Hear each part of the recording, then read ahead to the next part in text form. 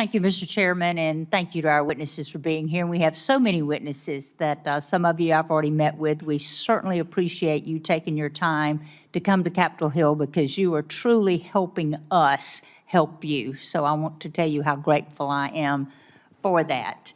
You know, as we know, it is no secret that the U.S. economy and farming is headed in a dark direction right now.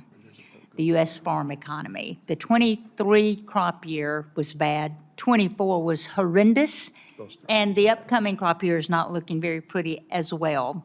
Farm income has dropped roughly $41 billion over the last 2 years, the worst decline we have ever seen, and our trade deficit is expected to reach a record high of $45.5 billion for fiscal year 2025. This is the deficit that we're looking at. And we used to brag about our trade surplus. And we are certainly not in that position right now. Input costs are through the roof while crop prices are lower today than they were 15 years ago.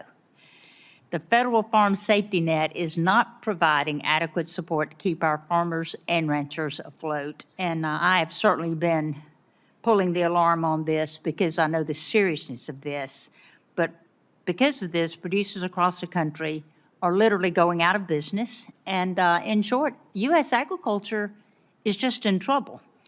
But when U.S. agriculture is in trouble, when the farms are in trouble, the banks, the retailers, the equipment dealerships, grain buyers, the gins, the textile mill, the transportation business, but more importantly, those who are most in trouble are the ones we feed.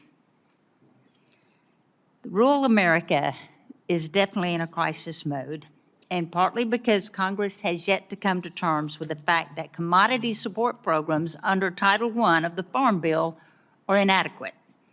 And they are in desperate need of improving, and they have been for a long time. Title I of the Farm Bill, which is the vital component of the farm safety net, accounts for, listen to this, roughly 5% of the Farm Bill baseline. 5%. That is all. So when folks say that we need more farm in the Farm Bill, this is what they're talking about.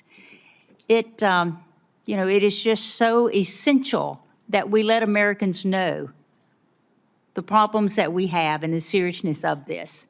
You know, we all know that when you stop production, if you shut down all the production on the West Coast of the produce, if you shut down the slaughter facilities of poultry, of our beef packing plants, if you shut down the combines for 30 days, we would have enough food to feed this country for maybe 30 days.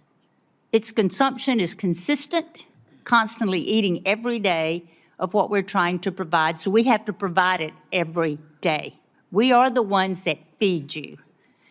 Mr. Duvall, would you agree with me that commodity support programs under Title I deserve significant improvement and significant investment? I would agree with that, Senator. And the U.S. farm economy would be in a different place right now if Congress had made these proper investments and enacted a new farm bill a year ago. Would you agree with me on that? Totally agree with that. And that Congress should invest in Title I programs in the next farm bill as soon as possible to prevent today's problems that we are experiencing to get even worse than what they are. Would agree with that too.